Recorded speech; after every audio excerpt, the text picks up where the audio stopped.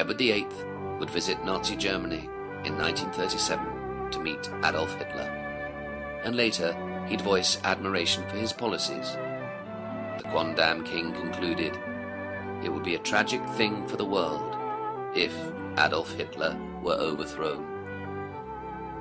Following his elder brothers taking his honeymoon in the Third Reich, his successor, George VI, was also keen on appeasement, and he even sent a royal escort to congratulate Chamberlain on his flight back, after his being deceived by Hitler at Munich.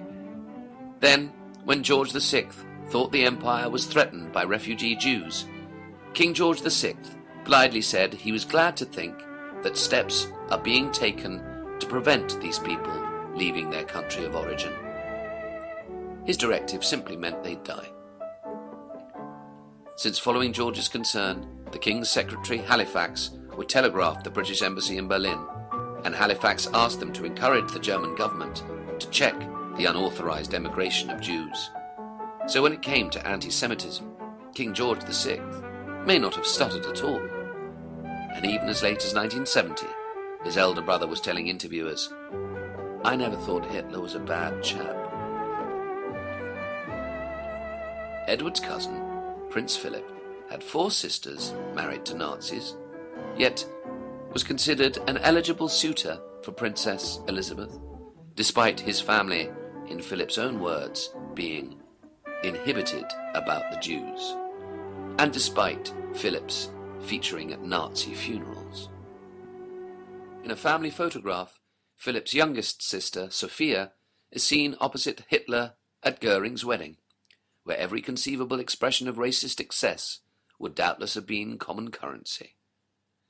Philip's brother-in-law, Prince Christoph von Hessen, served both in the SS and the Luftwaffe.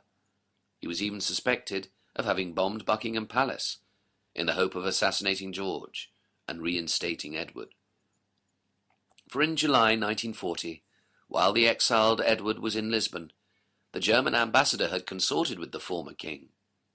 He then informed Berlin, "The Duke believes that continued heavy bombing would make England ready for peace." Thus an embittered Edward was urging the bombing of his own people, and with his wife, who'd had von Ribbentrop as a lover, and with his aide, Fruity Metcalfe, a Mosleyite blackshirt, they treacherously plot his return as a royal Nazi puppet.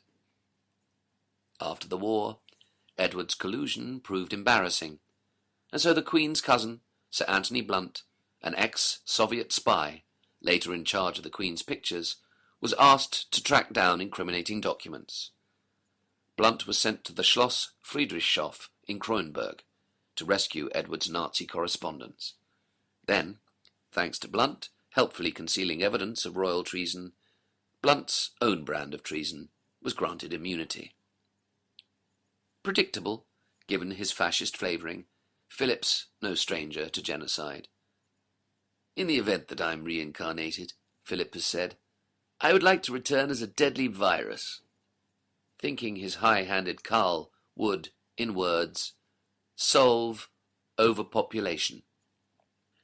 Such thoughts reflect a frequent hobbyhorse of the rich, who morbidly dwell on threats from the poor, though their poor's footprint is minimal compared with their own.